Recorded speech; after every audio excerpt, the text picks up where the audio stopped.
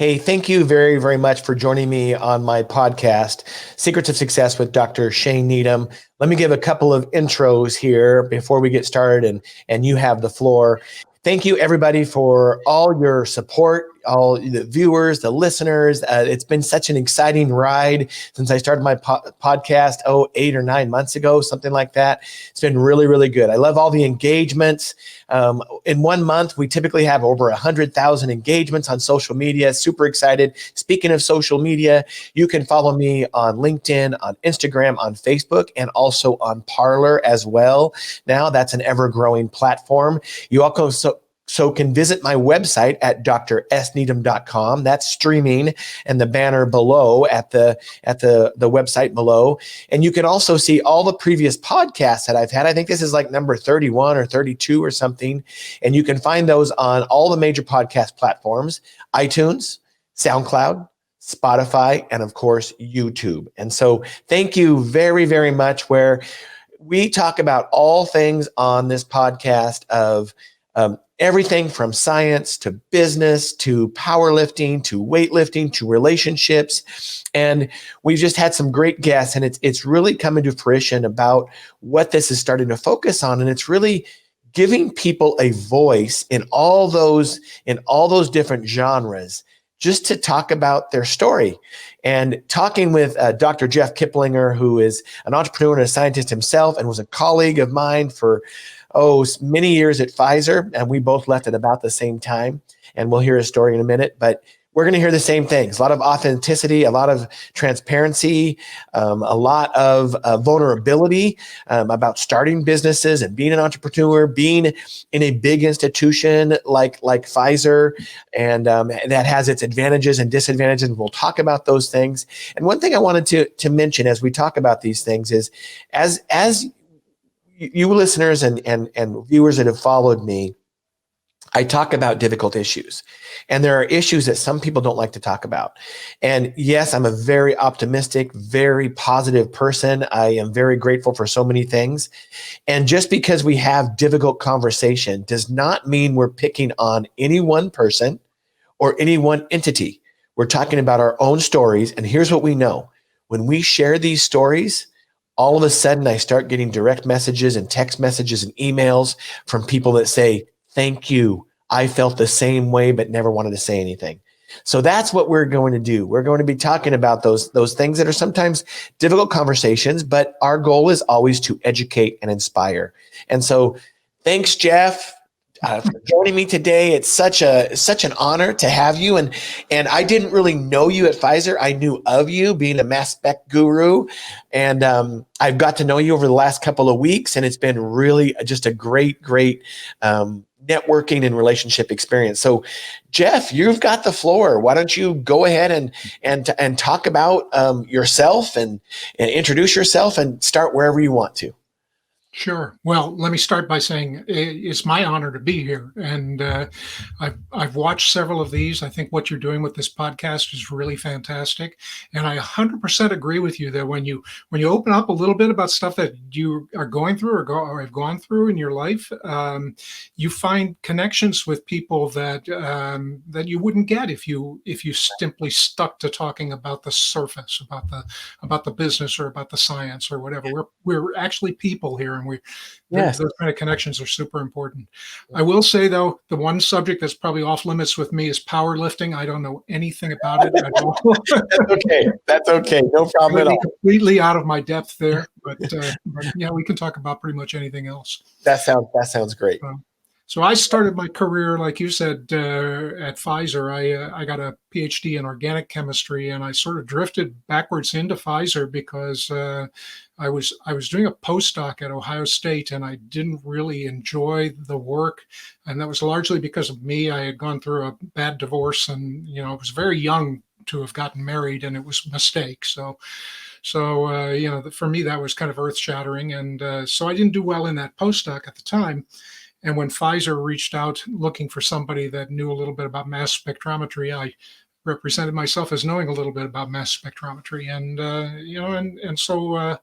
So coming to work in the company was one of the greatest things that's ever happened to me. I really loved it there. First 5, 6 years that I was there, I thought that everyone around me was head and shoulders above me in terms of intelligence and gifted scientists, and I was learning so much so fast. It was just a really fantastic, exciting time.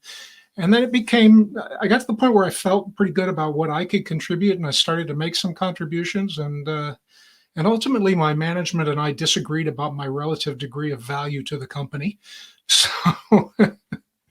as happens, I get, and so about 10 years in, I left, and at that point, I already had a desire to do something entrepreneurial.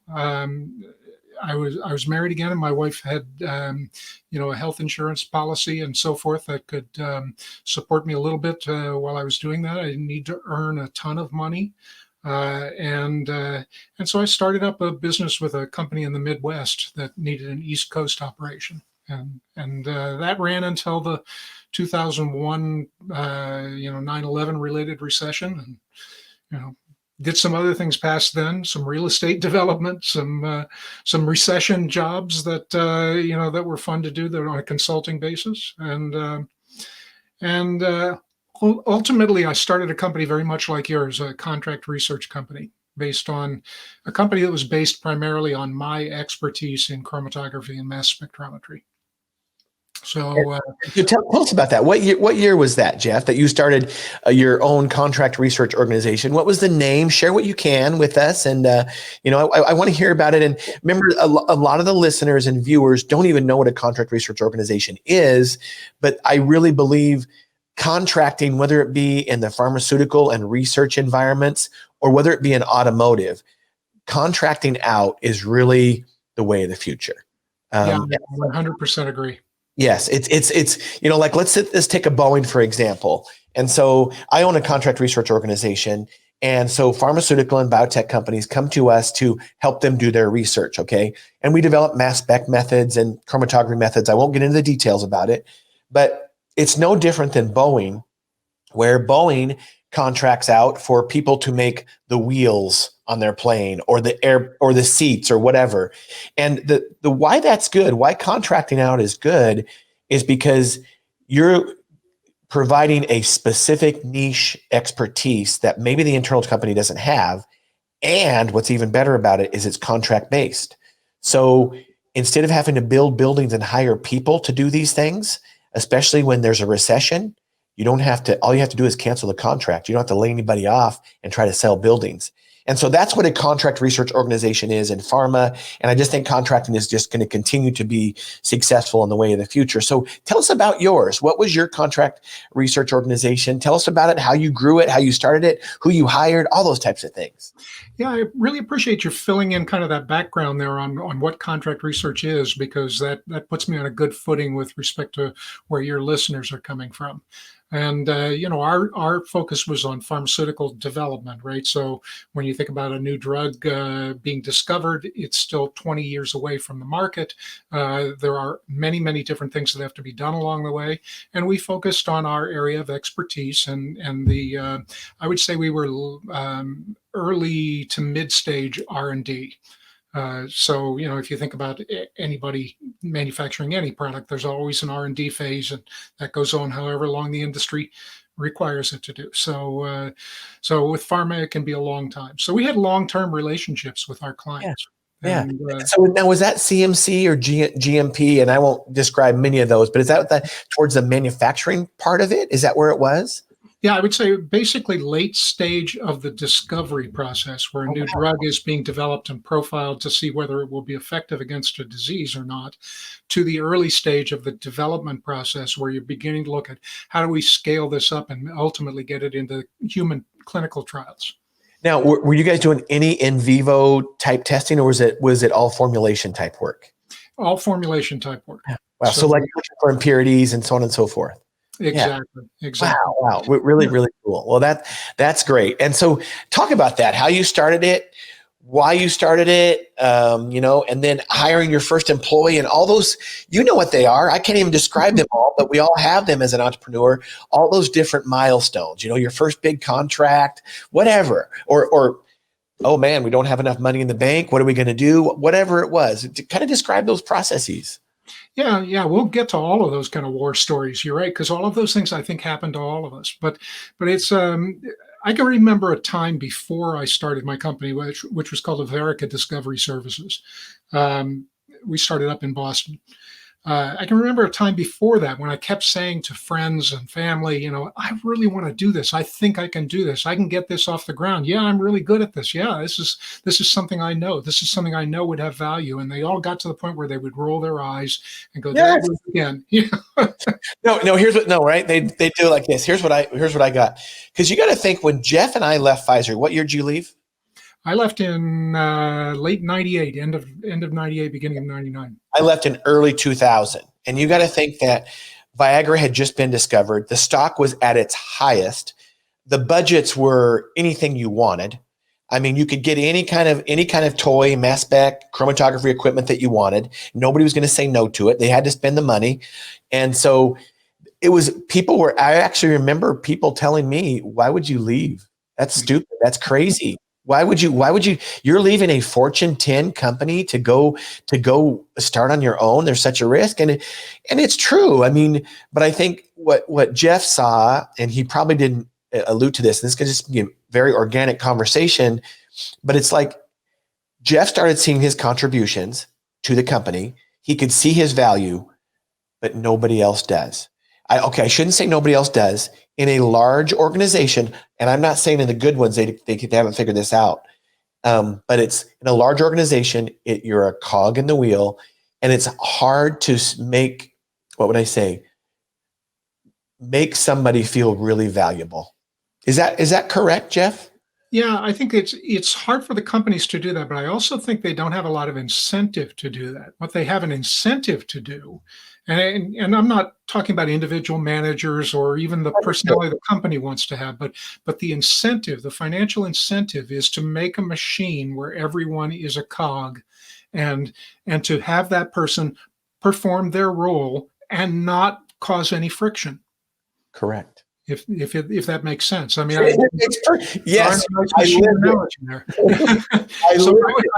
I felt like a lot of people do. I felt siloed into what I was originally brought in to do, which was to do mass spectrometry and chromatography. And that actually is the goal in a large organization, is to silo you. It really is. It really, it's like you, and I can obviously say I had such a good experience. I worked with a great mass spec group. I worked with one of the best in the world, like you did as well, some of the best scientists in the world. So I am very grateful for everything that I experienced there. But I also experienced the same thing. It's like, wait a minute.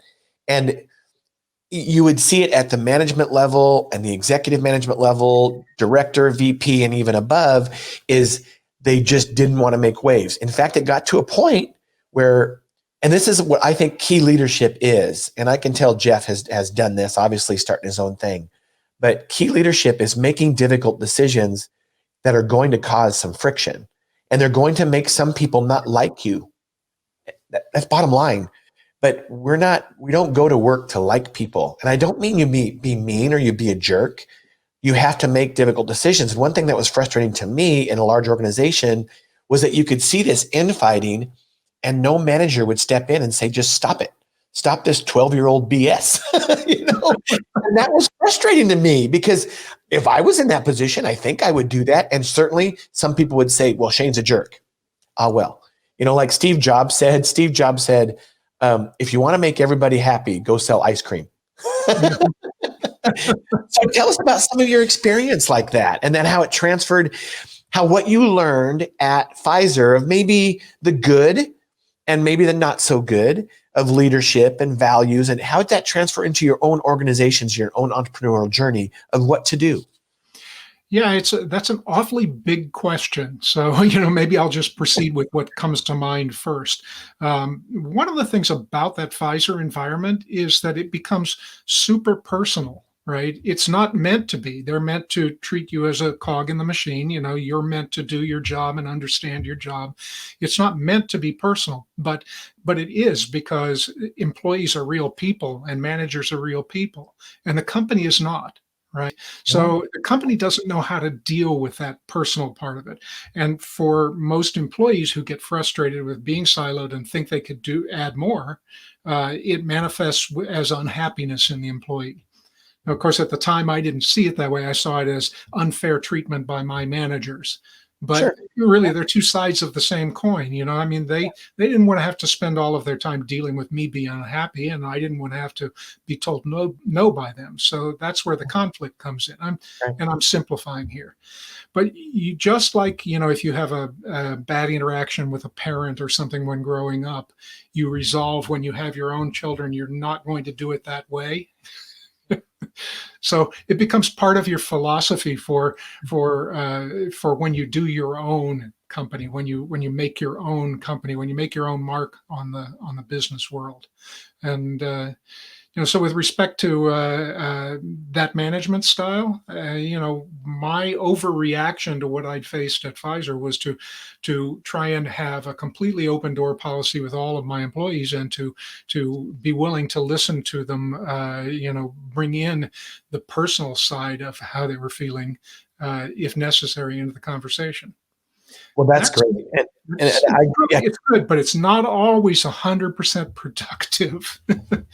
that is true. Now, but I want to get to that open door policy because, and it's going to get to, we're going to start talking about values here in a minute. And Jeff and I have talked a lot about that the last week or so. And I can just say there's lip service, and I can just be honest with you. When you say open door policy, triggers come up in my mind because that was the statement that Pfizer used. Now, here's the difference between what I know happened there and what I know you can do. And I like you, I'm not picking on any one manager. It's the system. And there are ways to break this down. There are ways to not let that happen this way. But an open door policy, you go into a manager's office or director's office, or I'd even been in VP's offices at Pfizer. I don't know if they just can't do anything. So sure, they have an open door policy and they'll listen to you, but nothing gets done. Yeah. Whereas at your level, when you own the company, something can get done. And if you empower enough of your people, then they can make decisions as well. Sometimes they'll be wrong, sometimes they'll be right, but you can always make another one. And so that's the difference of values of saying versus doing is a big difference. Big difference. And so what did your open door policy look like? Well, I'll go back to something you just said. If you empower your people. So my problem with my open door policy was that it was me. I was the open door. And that didn't give any of my people any power. So if you've got everybody in the organization coming to just one person who's acting as, I don't know, the mother or the surrogate parent or whatever for every employee, all you've really done is disempowered your management structure. And so it became more difficult because of this to grow. So there is a flip side. One of the things I've learned over my life is there's a flip side to almost every coin. Sure. Now that's very interesting. And I have actually seen that. Now that you mentioned that, I have seen that stymie growth of having like a one person that everybody complains to, so to speak. Now, here's the problem that obviously you have reflected on. I know many people that have not, because they still do this. Obviously you feel important when people come to you for problems. So you really have to check your ego at the door. And the people that can't check their ego because they feel like they're important and this is the reason they exist in the organization, especially as an entrepreneur, you have to know when to get out of the way and always have integrity, right? I mean, you always treat people with respect and trust and honesty, but know when to get out of the way. And if people keep complaining and complaining and complaining, at some point you just have to say, hey, go talk to director such and such. I've told them they can handle this on their own. Is that how did it evolve into that, Jeff? Or did you not realize it at the time? Well, I didn't realize it for a long time. As you said, it is an ego boost when somebody comes to you to help solve their problem. And so I let that happen too much. And I became, the manager of everything. And when I eventually topped out, because there's no more of me to manage everything at a certain point, when I eventually topped out and I realized that I couldn't get the company any bigger, and therefore my eventual goal of exiting by selling a much more valuable company than the one that I began years ago. I couldn't get to that point. I couldn't build that value in if I was the only one doing everything. Right. And so I hired a head of operations who she'd also been a company founder in the past, and I hired a head of sales, and that brought me to the point where I now had enough infrastructure to begin to turn things over, and I began to meet only really actively with the leadership team. Yeah. Now, I'm not saying that I didn't enjoy talking to all the other employees, Yeah. but there was now a structure in place that kind of served a lot of the needs to delegate work. Yeah. Well, that's great. I mean, that's definitely, and that's hard to do as an entrepreneur. That really, really is, because you tend to want to control things. That's why you left, your job, your job in big industry in the first place, because it's like, hey, I think I can, that's what's great about being an entrepreneur. The work that you put in is the work that is the reward that you can get out. I mean, and that just usually doesn't happen in larger organizations. And so this is a great segue into values in your own career and business, and talk about the importance of those values. And let's go back to the 22-year-old Jeff, or the recently graduated from grad school Jeff. Well, probably in grad school. I mean, right after, as early as possible. But talk about those values in your career, in your business, in your personal life, and how important those are. And I'm just going to leave that as an open door, because it's a big, big question. Talk about that. Yeah, it's something I've been thinking about a lot in the last 10 years. So, and it's now something that I work with other people, other business owners on. And I work primarily with people who are scientists or engineers or architects who are extremely deep technically and are building a business based on the value that they can bring to their specific market. So it's not just their skill set, it's build a business around their skill set that becomes the challenge. And so when we get into questions of values, many of these people have never really thought this through, right?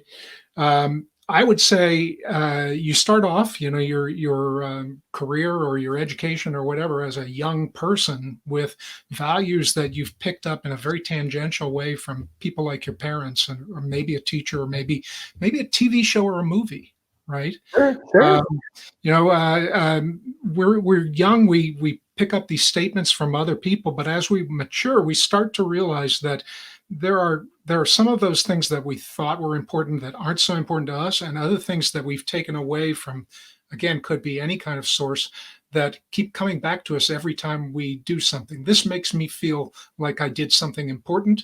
This makes me feel like I just did lip service to somebody else. Yeah. Or even, if you think about just all the emotions involved, this makes me feel really, really sad or shameful.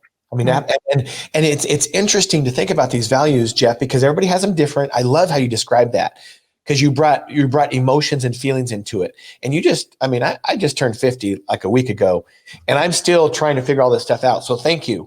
But it's like, I can think of when I feel good about myself and when I felt bad about myself. And especially for me, when I felt bad are the times that I maybe wasn't as upfront as I could have been, or I got taken advantage of, or it looked like I treated somebody poorly, and that all defines your value system. And so we'll get into that in a minute, but we assume that then our values line up with another person's values, and that is incorrect.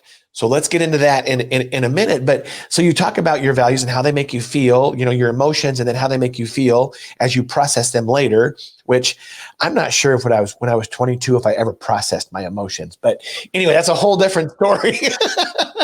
It's just I think life is just going to be for us. It's just going to be a process of learning to process more and more and more as we go along, right? Yeah. Talking about those values, and then talk about some of yours, if you'll share, that you have probably written down. I know I've written mine down in the last couple of years, even though I've had them for a long time, and it helps me make good decisions. But talk about those values and the importance of them in your career and your business and personal, and then talk about some of what yours are. Be vulnerable. Yeah, sure. Absolutely. So I'll go back to kind of where I was when I was in my 30s. You know, we grew up. You're a little bit younger than me. We grew up in a similar era when there were cultural and social examples brought by our parents and grandparents, brought by TV, brought by movies, brought from everywhere. Men are this and women are that, for example, or a successful man is this and an unsuccessful man is that. And so I internalized ideas like, you're supposed to be the breadwinner for the family. You're supposed to be a good husband, whatever that means, a good father. But also I internalized things like you're supposed to be adventurous. You're supposed to be self-testing. You're supposed to be, I think a phrase that I used a lot in those days was putting it out there. I don't know what exactly I meant by that. But being myself and being seen as valuable as myself was incredibly important to me. Now, what does that translate to when we start a company? Well, we're taking an ego boost from it, right? Sure. So that's good. It's we could all use an ego boost every now and then. Let's face it. Let's be realistic about that. But my first 2 or 3 years with Averica, what we were trying to sell was what we did, and our ego boost was we're good at this, and therefore you should come and buy this from us, and we're a good shop, and and you'll get good results. So we talked about our capabilities, but when I looked at our customer base when we were pretty healthy, after several years of operation, I found that the reason that people went with us was because, and I wrote some of these down because we did a survey, right? These guys go the extra mile. They're part of our team. They come up with ideas we never would have thought of. They understand our timelines. They recommend alternatives. So we were being valued not for our capabilities. We were being valued for what we brought of ourselves to this. And that was part of my always looking at myself as a contributor, as bringing value to the project, bringing something to the table, being willing to take some risks in exchange for seeing my customers have greater success. Well, wow, that's kudos to you, Jeff, because I mean it's a good segue into talking about, especially as an entrepreneur, but even as companies grow larger. I mean, even as Microsoft still has a Bill Gates imprint.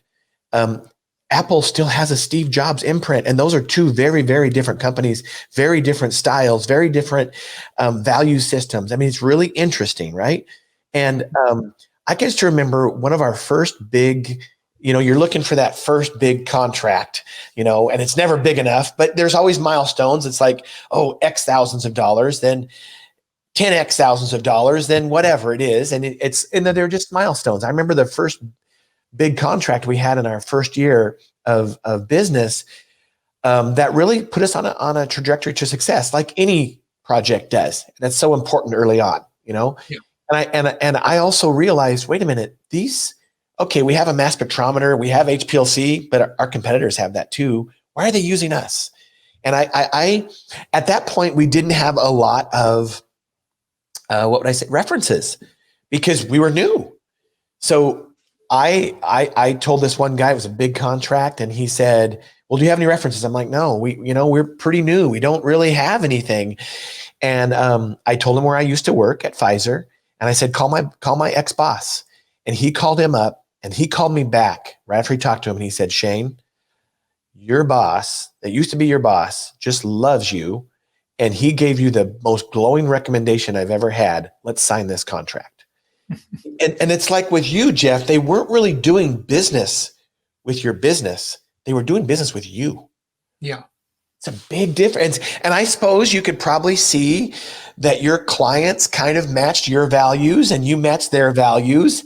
And if your values didn't match, sometimes it's not a good relationship, And so that's awesome. Well, what great story, but it just goes to show you how important those values are that you bring to an organization.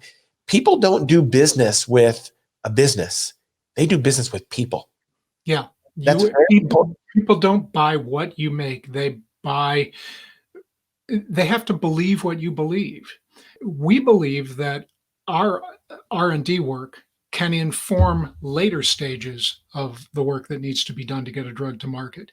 And if we do that in a creative way so that we're filling in more information that can help guide decision making, as opposed to just ticking a box. For example, a Right. study that needs to be done, that the company says needs to get done. If we can fill in more information that they can make decisions on, they will get to the continue or kill point for the product they're developing quicker. And that will save money and ultimately could save lives. So And that. you know what it comes down to? You're right. It saves money and lives. They trust you. Mhm. There's an absolute trust there, and Yeah. what a great story. And all entrepreneurs, if you've been one, you have these same stories. Now, let me talk about. Let's see. What's best to segue into. So, let's talk about values.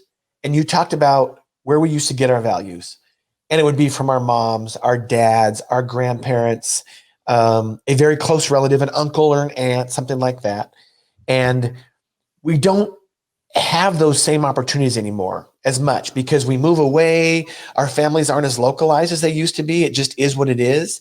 And so we've talked about this offline, how important it is. I'll give you an example of me.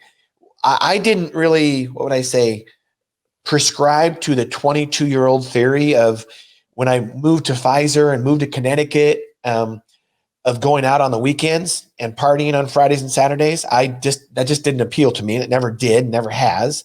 And so my mentors were always like 35 and 40 years old, but I shouldn't say, but they were scientific mentors. I could develop any method. I could troubleshoot mass spectrometry and chromatography. But that was only a piece of the picture. Talk about mentorship and values now that we don't have that core family unit available as adults as much as we used to. Talk about how important that is, and how would a young person seek that out?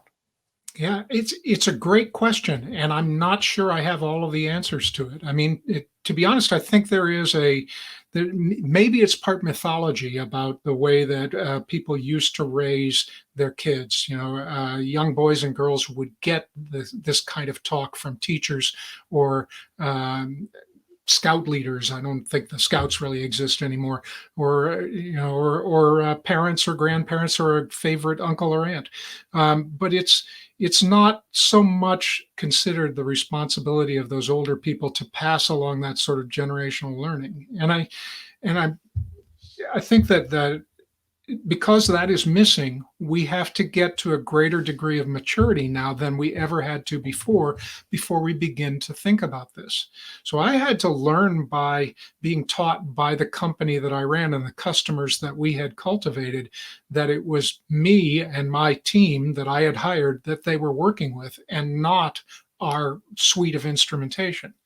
And ultimately, that got me thinking about, what do I really value? What do I really have as my personal core values that I would bring to relationships with people I want to work with? Let's say partners, because that could be customers, that could be personal relationships, that could be investors, or just people that you get together with occasionally for dinner. But Sure. everyone that you want a relationship with is in it because you are meshing with them in some way. And so those values become incredibly important. And for me to try and do anything in my life that opposes those basic values that I have, it's a non-starter. It doesn't mean that I make a rational decision. It means that if I set a goal that's not aligned with my values, I'm just not going to end up working on it very much. Right. And so I do you have your values written down then, Jeff? Oh, I do. Yeah, I did. Started this about 5 years ago. I started writing them down, and I thought, one of the things I thought is that, okay, these must be very malleable. These must be very changeable over time. If I go back and revisit these, I'll get to see how I'm changing and refining my points of view. But they haven't changed at all. That's the weirdest thing. So they must be coming from someplace deep in here, right? That's awesome. That is awesome. And I'm the same way. I have a vision, I have a mission, and I have an identity statement that talks about my values. I am confident, I'm fun, I have good character, whatever it is. And those have really led me to do sometimes the right thing. I'll give you a perfect example. And I know this sounds crazy because I'm a very honest person, but yesterday I left the store and anyway, and I scanned it in myself, and the whole COVID thing, you're wearing masks and all that stuff. Well, in my basket, I left, as I go to my car, I left a couple of items in my basket. And this guy runs them out to me, this really nice guy. And he says, "Hey, sir, you forgot these items." And they weren't even in my grocery bag. Well, I forgot to scan them in. I didn't pay for them. I was in a rush. And I'm like, I could leave and nobody would know. But you know what I remembered? I remembered that looking at my value statement and listening to it, I'll get to that morning, and saying, I have good character. I got out of my car. I went and paid for them. And I felt really good about myself. I would have felt awful. And just to have those written down. Now, here's what I do in the year 2020 is I have in my Alexa, I say, "Good morning, Alexa."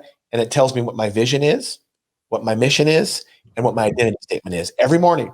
And that really helps me to set my day off right. And so it's great to talk about your values. And you obviously, by what you said, they haven't changed, but you kind of feel them over time. Yeah. That's great. So for me, with respect to customers, our commitment is one of my values, is to their success. I love that. I see myself in this is where values and motivations become different. Okay. And I think it's important to recognize that too. So some of my motivations, I'm an extremely competitive person.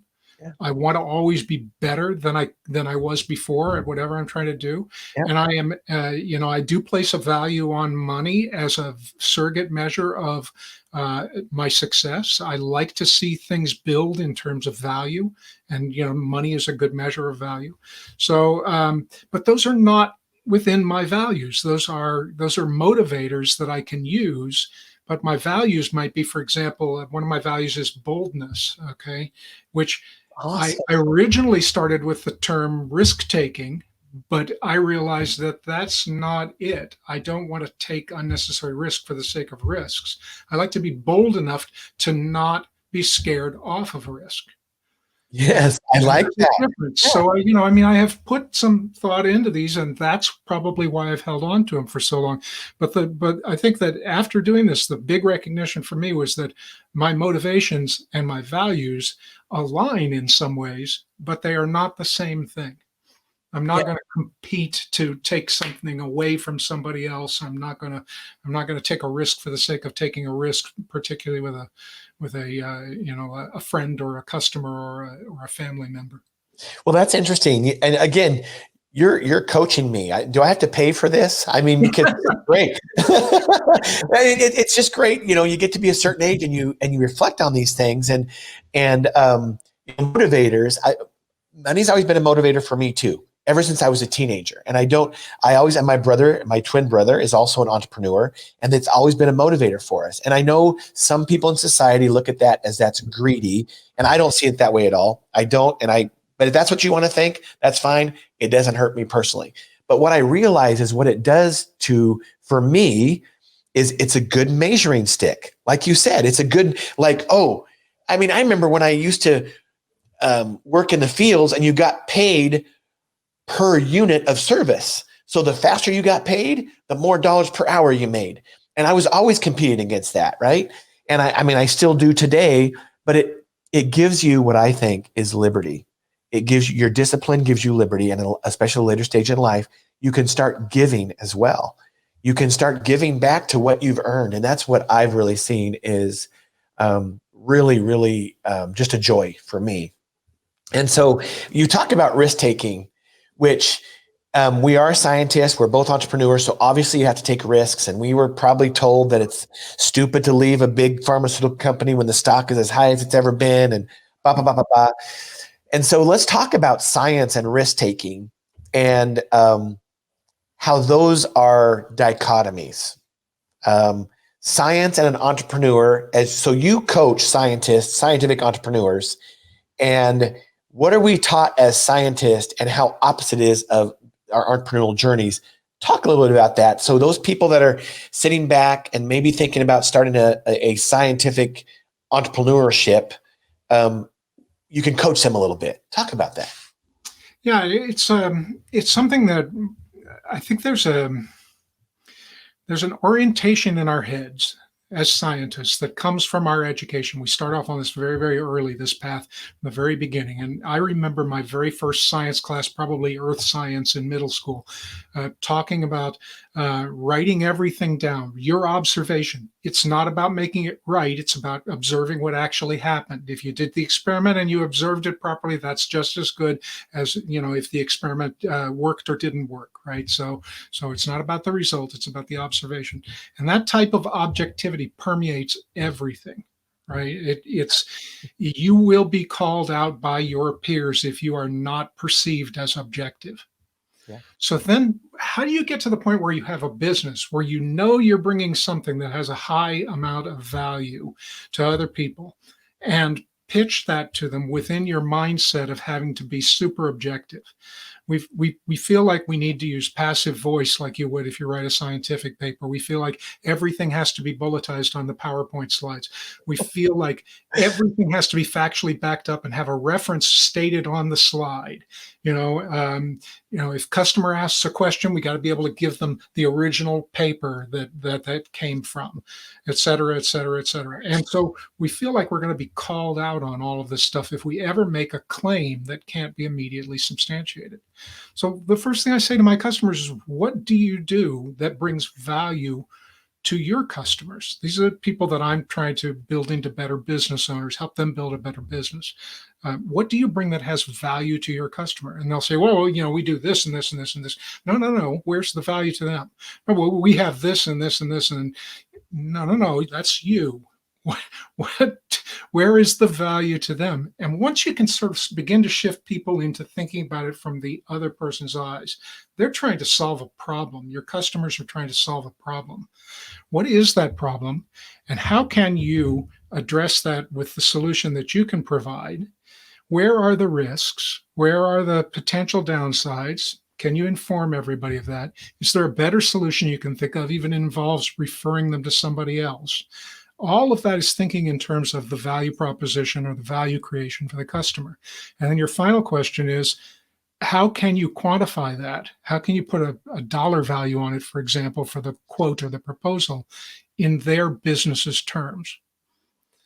So it's not about thinking in our own head anymore, is it? Right? It's now about getting into the head of the person that's sitting across the table that is trying to solve a problem. That problem might be a deadline that's affecting other downstream processes. It might be a boss that's on somebody's tail. It might be a risk that they will look bad to a peer or to a boss. It's much more complex than, yes, we have this kind of mass spectrometer, or yes, we have that kind of chromatography. Well, that is just a great mindset and a great example of talking about science versus intuition. And so scientists tend to not have intuition. I shouldn't say that. We're developed to not have intuition. I think that's, as scientists, because like you say, you have the scientific method, you have the observation, you have an experiment, you have an hypothesis, you have an observation, and then you have a result, right? So we're taught not to have gut instincts. I really think that we're trained that way, and I think it keeps a lot of entrepreneurs who are scientists off the table from starting that, because there's so many. What is a hypothesis, though? It's a gut instinct in some ways. What would happen if I did this? I think that there's something here that maybe this could work, And if I could say to a customer, hey, I can't tell you for sure, but I think there's a good chance that this could work. And we can go at it stepwise. And if it's not working, we can terminate. And, I can come up with a working plan for pursuing an idea. And again, people do business with people who believe what they believe, right? So the people that believe that R&D is worthwhile in terms of coming up with new ways to do things and answering questions that haven't been asked, those are the people that we would do business with. The people that needed to tick a box and think this is an important feature of science too, right? Quality control, for example. It's all about ticking a box, right? Are you within spec or out of spec? That's the only answer. There's no R&D level work going on there. You're not hypothesizing. You're just doing an assay. So both are necessary, but we were on the R&D side. So Yeah. Well, We you're had right. A hypothesis is a gut reaction. It really is. And I just wonder if a lot of scientists don't listen to it, or they're not taught to listen to it. And so it holds them back from maybe starting an entrepreneurial journey. Now, what I really liked about your whole assessment there is you talk about hypothesis, you talk about gut instinct, you talk about all those things, but there was a lot of planning involved. It was very, very stepwise. And that's why I think in so many ways, a scientist has so many advantages to start their own business because they already know the scientific method and they know, do this, see if it works. If not, do this. If not, and I don't know if non-scientists think that way or not, but the scientists that I know, that's how you're taught to think.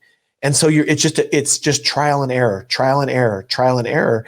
And that's kind of what entrepreneurship is about until you get it right. Even if it's the wrong decision or a poor decision, what I like about doing your own thing and you're nimble is you can always make another decision. And it's better than no decision at all because you're learning from it. So I love that stepwise. I love that you described really hypothesis, but also, that's a gut instinct. It is, it's intuition. And you think about all the scientific achievements, Nobel Prizes and whatnot, how many of them have been intuition? Yeah. Most of them. Probably. Yeah, I mean, look at the double helix. Look at the benzene ring structure. All of those classical stories that we learn in high school or college about the revelatory, almost dreamlike revelations that some scientists have run with in order to pursue, real new knowledge. Yeah. In order to generate real new ways of looking at the world. It's very exciting science. And I don't know why we teach it as very systematic and boring. I agree. Yeah. So moving on. So we talk about values, we talk about being authentic. And, one of the things that we have to have in all of our life, whether it be our relationship with our spouse or relationship with our brother or relationships in business, we have to have trust in those relationships. And I think, and so what we're going to be talking about is how to be authentic and protect yourself. Because I'll tell you one of my, what would I say, my cruxes that's hard for me is that I'm a very, very trusting person. Because like Jeff, commitment is a big deal to me. Loyalty is a big deal to me. So I think that value is going to be just as important to the other person. And I can be honest with you, I've been taken advantage of in personal relationships, in business relationships. Now, what I can tell you, I will be able to sleep for the rest of my life because I go to bed thinking, yep, I was taken advantage of, but if I took advantage of them like that, I wouldn't be able to sleep because that's outside my value system. So I feel better about it. But what I'm learning is that you have to protect yourself. Can you talk about that, Jeff, and how you coach people at work? As you know, everybody has different relationships at work. Sometimes they make them somewhat personal. Do you recommend that? Sometimes they don't. I know I have some very clear boundaries on that one. But how do you have trust in all your relationships? But how to still be authentic and protect yourself? Yeah, I think you hit on a little bit of it there, right? It's when you said, I go to bed at night and I'm still okay because I know I didn't violate my own value system, right? You can't control what other people do. You can't control what their values are, or you don't even know whether they've violated their own values in doing what they did to you. Right? There's so much out there about other people that we cannot control. But one of the things that I do start with in almost every relationship with a business owner is trying to help them understand how much of this business that we're trying to create is about people. And the people aspects start with us as the leaders. So the more we understand about ourselves, the more likely we are to be able to understand that other people are just different from us. And so I'll very often start with something like a full analysis of somebody's behavior styles. And you can go a lot of different places from this. One of the places that I frequently end up is the 6 styles of leadership that have been identified. And how many of those as a business owner have you used? And if you're a business owner long enough and you're open, you will eventually use all six of them because they have different applications, right? And you may have to experiment a little bit in order to get things done. But leveraging our own skills in understanding other people is something people frequently haven't looked at. If my personality is like this, if I'm ultra competitive and somewhat of a risk taker, and I like to make decisions fast and so forth and so on, not everybody else is like that. Some people are more careful. Some people are alarmed by my willingness to make a decision so quickly. I feel that. Yeah. I have had employees that could not get along with me, and that was reflected back to me as I didn't like them. That's the wrong way to assess this. It's the better way to assess it is, okay, what can I recognize about this person's preferred style and my preferred style, and where they might work together and where they might not. Yeah. So, no, please. Being a leader and a coach at business, and I've coached wrestling teams, and you talk about, your values and whatnot. And what I learned, what was really good about me coaching like kids and athletes is it's the same as leadership at work. It's very, very similar. You talk about the different coaching styles and whatnot and leadership styles. I'll have to talk to Athline. I thought there was only 4, by the way. So I want to hear about the other 2. And it's interesting. I used to be just one of them, and then you have to kind of come into the middle when you get all of them. But anyway, what I found is like, well, even these kids, it's like, well, they join wrestling and I just want to have fun, coach. Don't you want to win? No, not really. Oh. Some people just aren't as competitive.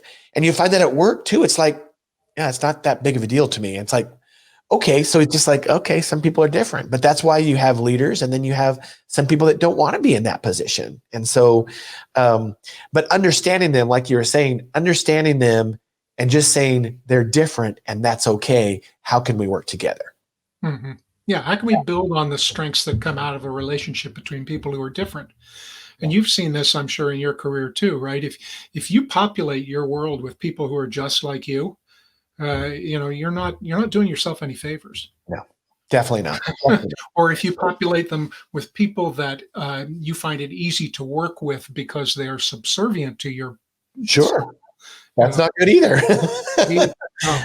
Yeah. So speaking of trust, how would you recommend, as a business coach, how would you recommend at a different level, leaders, owners, and even team members, any team member,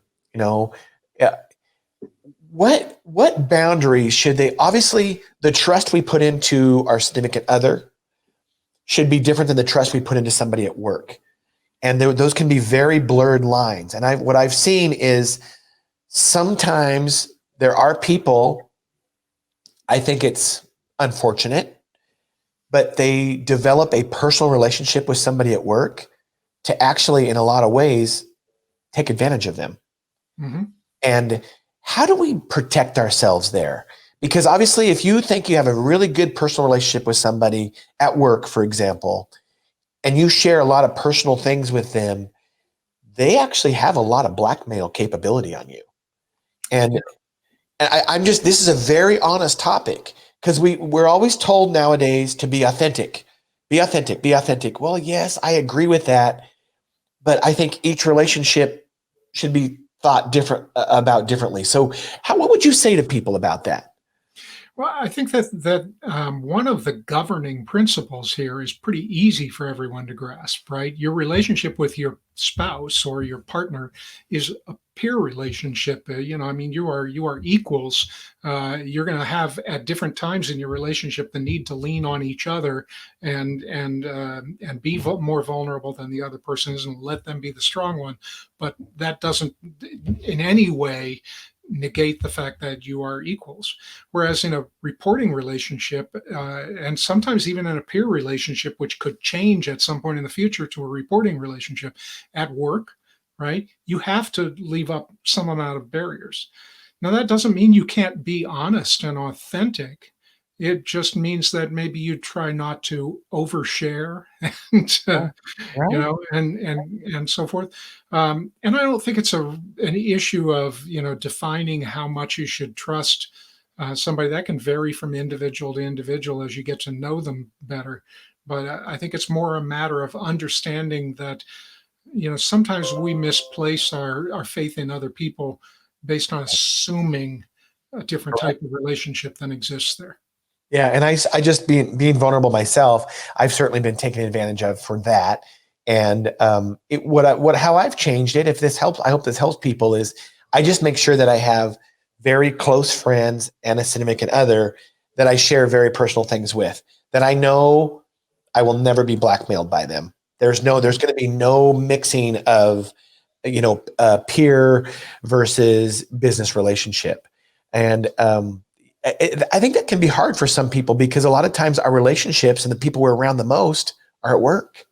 Yeah. And so you want to share. I think we want to share with people because we want to share our heart. But I think boundaries are very, very important, and barriers that you were talking about. So that's really good, Jeff. As we start winding this up, this has been a great conversation. But I wanted to talk, every entrepreneur or person has their proudest moment and maybe their scariest moment. So can you talk about those both and say what comes right to your head? Well, the easy one for me to recall is my scariest moment. I've written about this before, and I have talked about it before to other entrepreneurs. But we started at Verica. My lab director and I started up 1st of January, roughly 2008. We started up operations, and we were going great guns. I'll tell you, in the first 4 months of operations, I think we made $400,000 on a $200,000 equipment investment. I mean, the money was just pouring in, and I didn't know how to manage half of the. I was having trouble even sending invoices to people. I get it. I think we've all been there. Yeah, but you remember what happened in 2008 in October, right? And I have never seen anything like that in my life.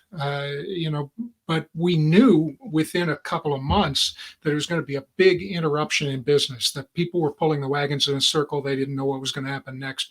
You couldn't tell when the stock market was going to take a 2,000-point drop or whatever. So, companies were basically gone into no spend mode. And so our revenue dried up. Now, we had a war chest at that point, but gradually that went down, and we had just decided to expand because we were, doing so much business prior to the recession. So we'd ordered more equipment that we then had to pay for beginning in 2009. So yeah, I was scared about, let's say, March of 2009, I was running pretty scared. I was down to a couple months of payroll and so forth. And my wife and I were talking about buying a house in Boston, and we had put a bid out, but we hadn't secured the financing yet. And I had to go home and say to her, listen, I don't know. I've got these loans out. We were engaged at the time. We were not married. So, I said, I think we're going to have to do this based on your assets alone. And I'm going to have to be, not an owner on this house. And, and she said, she gave me a big hug and she said, this is a risk we're going to take together. And I have never felt so awful and so good at the same time in my life. You have a great woman there, Jeff. Oh yeah, she's fantastic. I cannot state enough how lucky I am. Wow. But that was definitely the scariest thing I've ever had to do, and it goes back to that vulnerability thing that you were talking about, right? How much can you open up to another person? We were raised in this time when the men were the strong ones in the family, blah blah blah, and some part of me internalized that. And it's very hard to say I'm in absolute terror of a failure that I can't control here. Right. And so be able to share that with somebody and a significant other, and I've experienced that recently too, is it's like men and women are strong in their own ways. And they're very, very complementary. And once you realize that you can lean on each other like that, it's just then you realize, oh man, we can do anything together. And if we fail, at least we fail together. Right? Exactly. That's so scariest moment. By the way, ours was a year later. I can't explain it. Same exact thing. In 2010, January 2010, somebody turned off the faucet on revenue. And it was like, Yeah. And so I get down to 1 month of payroll and yeah. And so Jeff, congratulations that you survived that. And of course you made it stronger. And a lot of people didn't survive that. That's when a lot of M&A happened. A lot of bankruptcies happened. A lot of people went out of business or didn't start things, and it made you only stronger. And you lasted until 2016. Is that right? Yeah, well, we grew every year. I never had a down year. So, Even through the poor economy like that? well, I had when I was panicked, right, in 2009, I went around and talked to everybody that I knew whose opinions I thought would be valuable to me. And some of these people I had hoped maybe would refer me to, somebody that could bail me out, somebody that might acquire the company's assets and make sure that I didn't have this debt on my books, Sure. my personal books. And so, I went around and I had a bunch of these conversations. And finally, I talked to a guy I knew in private equity, and he looked at my financial summary and he said, you've got like 5 weeks of running room here. Why don't you just try to land a really big deal? And I had never heard of that idea before. so I did. I landed a $135,000 R&D deal with Bristol Myers. That's And awesome. I got them to pay 40% up front. And Wow.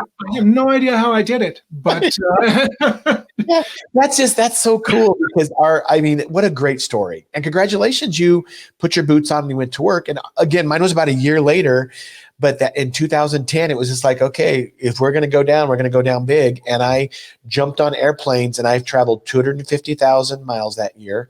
And I was gone 125 nights from home. And I would probably do it again. I would hope I never have to, but it really saved us. And it's that never be outworked mindset that you always show.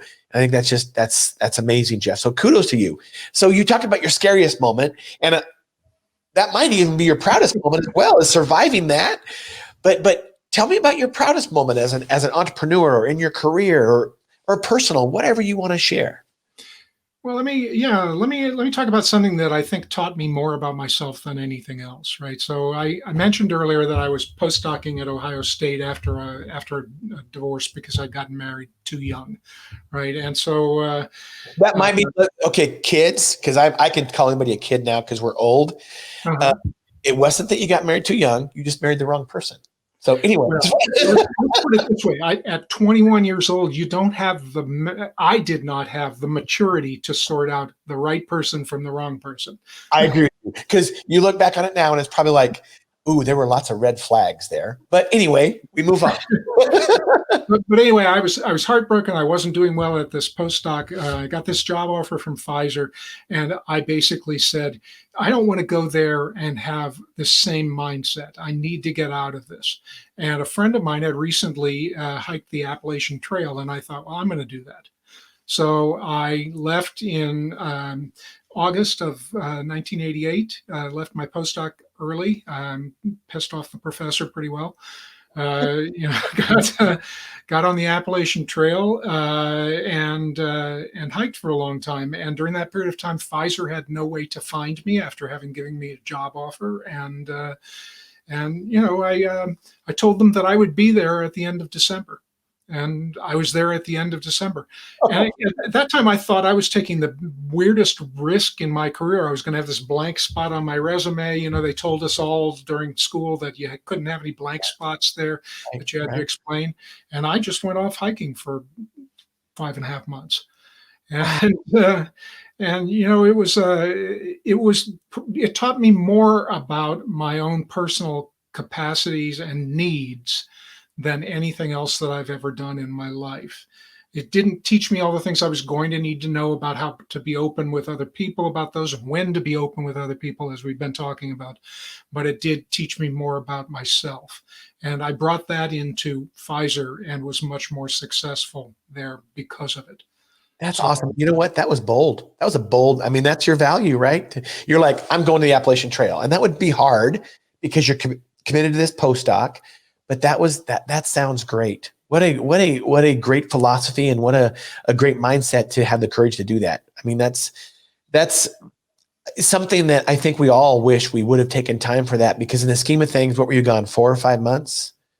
Yeah, I was gone about 5 months. Yeah. In the scheme of things, that is a blink of the eye in your life, Mhm. but you probably learned a lot about yourself. Because I don't think early on, when we're in our careers in our 20s and our 30s, maybe even 40s, probably, it's not till you get to be late 40s and 50s where you reflect on this stuff. You're so busy, but if somebody forces you or you force yourself to go on a 4-month hike with no electronics, you're the rubber's going to meet the road. You're going to have to think about reflect on a lot of things. So really good job, Jeff. That's just awesome. So a couple more questions that I always ask them on this podcast is we all have what are apparent failures. And I don't agree in calling them failures. I just call them learning experiences. But what I found is a lot of these failures that either we think of as failures or maybe other people in our lives would think as a failure, it turns out to be one of the best things that ever happened to us. And it gave us more success. Do you have a moment like that in your life or a time period or an instance? Well, I think the example that I gave earlier felt like a terrible potential failure at the time, and yeah, I was proud of myself for succeeding. I mean, there have been other times too, Shane. When I went to graduate school, for example, coming out of college, where you get basically are handed the curriculum and sort of handheld through it to some extent, Yeah. less so than high school, but definitely there. Then you go to graduate school, and it's a sink or swim environment. I'd never been All in a you. sink or swim. Yeah. Yeah. And my first 2 years there were the most difficult years of my life. I think I developed an ulcer, and it was pretty crazy. It was just I felt like I didn't know I couldn't get my feet under me, and then it began to come together because I realized at some point that there wasn't anybody going to bring it together for me. It was either going to be me or it wasn't going to happen. Yeah. Yeah. So Wow. that was just a big lesson. The first time that I realized that I was the only one that had charge of my life. Wow. Yeah, that's true. I was at Pfizer when I was doing my graduate work, and I have a similar story. It's a great story, Jeff, and it's true. In graduate school, people think that it's not. You don't take a certain number of courses and stuff. Your advisor tells you you just go create some research. That's it, and you got to do it on your own. I still remember because um, especially back then, I'm still probably too much of a results driven guy instead of enjoying the journey and the process. I finally told my research advisor, this is me at Pfizer. So I'm 24, 25, and I'm in the middle of my PhD, and I've got all my coursework done. I just got to do my research. I told her, and I will love her response. I mean, it was on the phone. We didn't have email or anything back then, really. And I said, Dr. Brown, just tell me what to do. I want to know what research to do. And she says, Oh, oh no, I'm not going to tell you what to do. She says, you don't have to be in my group if I have to tell you what to do. She says, you got to go find what to do. And I was like, darn it. But that's true. And that's why I think, especially in a lot of different groups, PhDs are very important because you're on your own and it's original research that is not really based. I mean, it's based upon some historical facts of other research, but it's all your own. It's all novel. And it's a really cool thing. So that's a great success story, Jeff. And certainly not a failure at all. I can see how you would think that would be, but you have many of those. And so the theme of of my show is never be outworked. And I don't think I really have to describe to anybody how you have that mindset, but you obviously do. But I want to hear you summarize it. Why is that mindset important, and how has it been important in your life? I think and I'll relate it back to the story I just told about graduate school. Once I realized that I had charge of everything, then every dream that I had that I wanted to accomplish, every goal that that I wanted to accomplish, I had to set some sort of plan to get there. And everything builds on itself, right? So, when you take a few years down the road and I go off and I hike the Appalachian Trail, right? But I can remember coming down a hill called Mahoosic Arm in Maine. I tore my left quadriceps. And And I thought, this is a failure. I'm not only am I going to have to be, carried out of here if I can't get out of this, wilderness area myself. I'm going to have to then get off the trail and tell all the people that have mailed me letters to general delivery at post offices in little towns all the way along, and mailed me cookies. And this actually happened, that people mailed me all kinds of stuff to eat. And Wow. it was great. I could have eaten the world at that time. But I would have to call them all up and say, no, I didn't get your letter because, blah, blah, blah. And I just thought, I sat down and I cried. And it was probably the first time as an adult in years that I had cried, and it was just a terribly scary moment. And then I gradually realized that I could figure out a way to walk where I was always putting the left leg down straight and bending only the right leg. The rest of the trail. Wow. Oh my God. That is definitely never give up, never be outworked mindset. That's amazing, Jeff.